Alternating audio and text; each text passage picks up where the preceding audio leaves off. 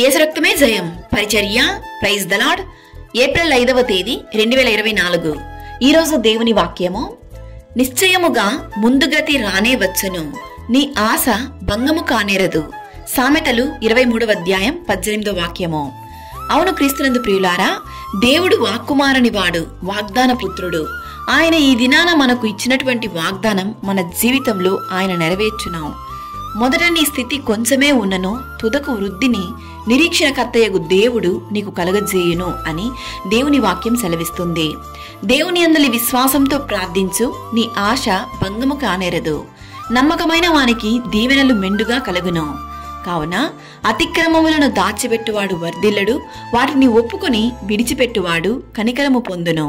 అవును, ఈ వాక్యం వింటున్న ప్రియ సహోదరి సహోదరులారా, నీ ఆశీర్వాదములకు నీ పాపమే ఆటంకమైతే వాటిని ఈరోజే విడిచిపెట్టి దేవుని సన్నిధిలో క్షమాపణ కోరుము.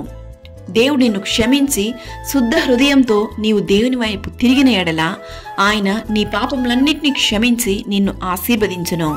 ఒకవేళ నీ జీవితంలో సమస్తమును కోల్పోయి సమాధానం లేక అందరి చేత ద్వేషింపబడి అవమానింపబడిన స్థితిలో ఉన్నట్లయితే ఈ వాక్యం ద్వారా దేవుడు నీతోనే మాట్లాడుతున్నాడు. ఆయన దిక్కులేని దరిద్రుల ప్రార్థన నిరాకరింపక వారి ప్రార్థన వైపు తిరిగి ఉన్నాడు. నిశ్చయముగా ముందుగతి రానే వచ్చును, నీ ఆశ భంగము కానేరదు. సకల ఘనత మహిమ ప్రభావములు యేసయ్యకు మాత్రమే కలుగును గాక.